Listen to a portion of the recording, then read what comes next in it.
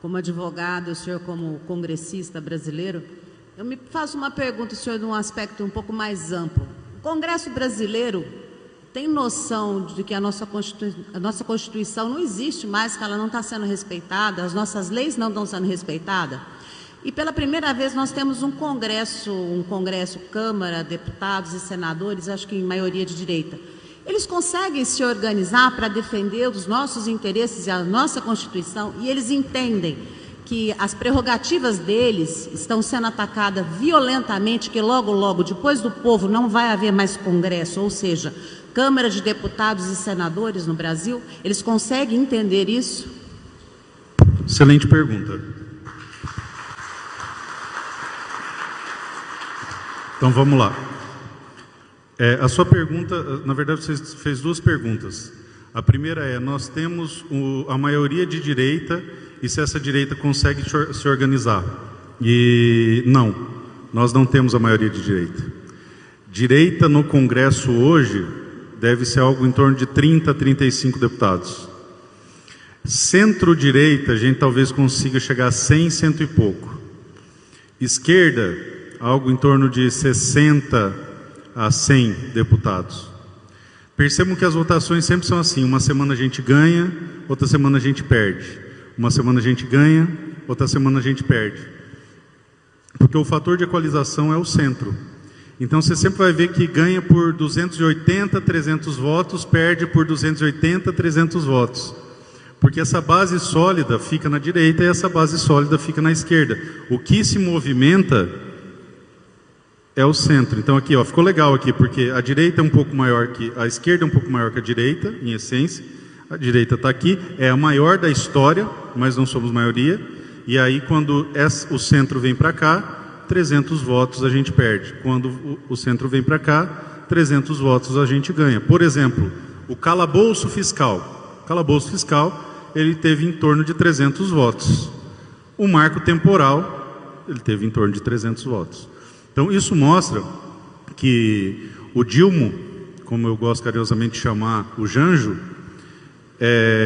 ele não é dono do Congresso, pelo menos da Câmara não.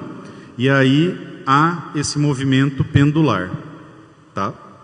Então não somos maioria, então não tem como organizar isso com maioria. Essa é a sua primeira pergunta. A segunda pergunta, os parlamentares conseguem entender que a Constituição no Brasil foi ultrajada? E aí eu vou acrescentar um ingrediente que a senhora advogada vai entender, e os outros eu espero que sim. O judiciário está hipertrofiado.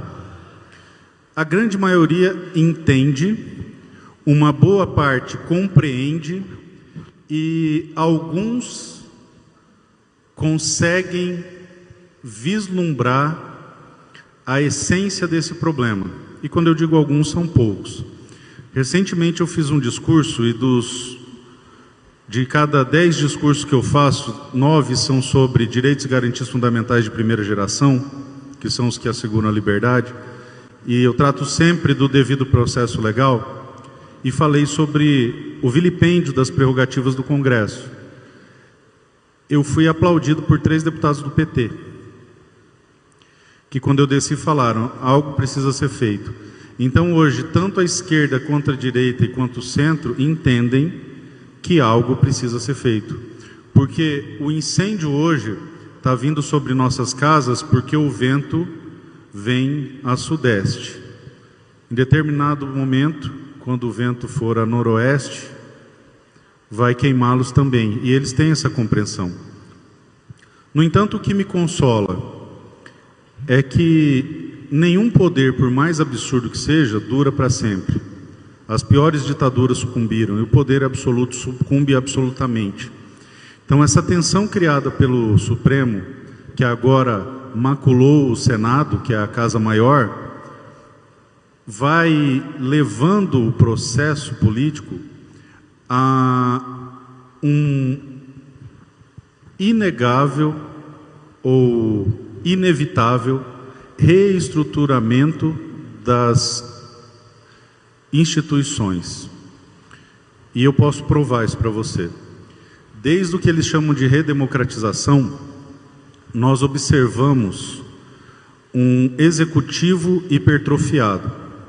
Em todo o governo Lula e parte do governo Dilma, o legislativo era coadjuvante, porque estava todos no bolso do Lula, então não havia um legislativo, ele apenas referendava o que o executivo pretendia fazer. Então havia uma hipertrofia do executivo. No final da década de 90, nós começamos a aderir a teorias, em especial teorias alemãs, de desconstrução do positivismo e a adoção de usos, costumes e princípios no lugar do texto da lei, desencadeando o que nós conhecemos hoje por ativismo judicial.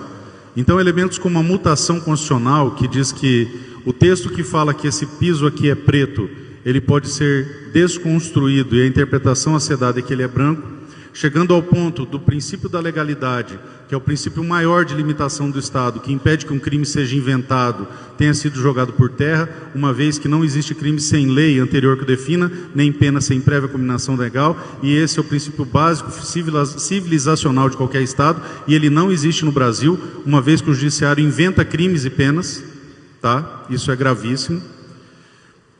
Fez com que a utilização desses princípios começasse na década de 90.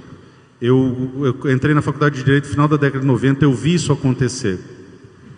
Lênio Streck, que é um jurista excepcional, de extrema esquerda, mas excepcional, escreveu um texto chamado Teoria da Cachanga, onde ele pega uma piada em que pessoas se reúnem numa mesa jogando cartas e de repente o pessoal abaixa a carta sem lógica nenhuma e fala cachanga e leva, cachanga e leva. E aí ele, vendo que não há lógica nenhuma, tentando entender o jogo, faz a mesma coisa, cachanga. E aí o seu oponente derruba as cartas sobre a mesa e diz, cachanga real. É esse o judiciário brasileiro. Isso não aconteceu da noite para o dia, isso começa na década de 90, se acentua na reforma do Código de Processo Civil, que traz para o Brasil a common law tupiniquim, de uma maneira absurda, e aí começa a admitir, à luz do sol, a viabilidade do judiciário legislar. Pautado no exemplo dos Estados Unidos, onde lá o juiz tem legitimidade, porque ele foi eleito. Aqui o juiz não é eleito.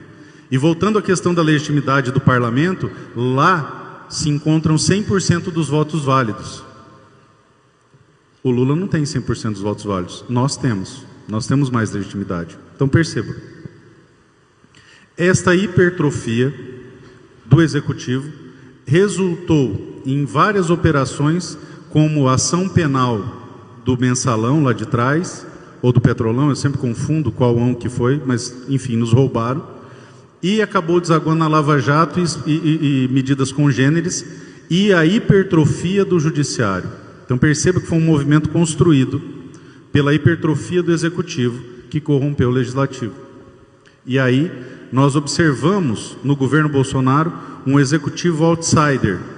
E aí nós vimos a atrofia do executivo e a aproximação do Brasil a um sistema parlamentarista, uma vez que a Constituição de 88 é uma Constituição parlamentarista.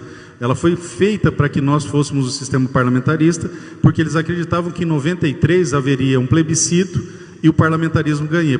Parlamentarismo, monarquia e presidencialismo ganhou. É sempre assim, eles acham que vão conseguir nos manipular, só que eles esquecem de combinar com o povo. Assim foi no plebiscito, assim foi no referendo. Era para ser um parlamentarismo. Então, concluindo toda essa explicação que eu te dei, a tendência natural é do equilíbrio das soluções. Isso é um princípio de química. Se você colocar uma solução mais saturada com a outra, haverá o equilíbrio. É o que justifica a osmose. Está aqui o nosso farmacêutico, químico, ele conhece isso aí melhor que eu. Então, naturalmente, em algum momento histórico, haverá o reequilíbrio das forças, e eu creio que nós estaremos diante de uma hipertrofia do parlamento.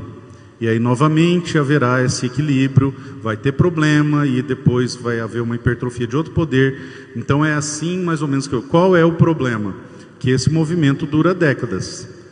E o brasileiro, principalmente o de direita, é imediatista. O esquerdista, você percebe que ele não tem pressa. Ele constrói a destruição.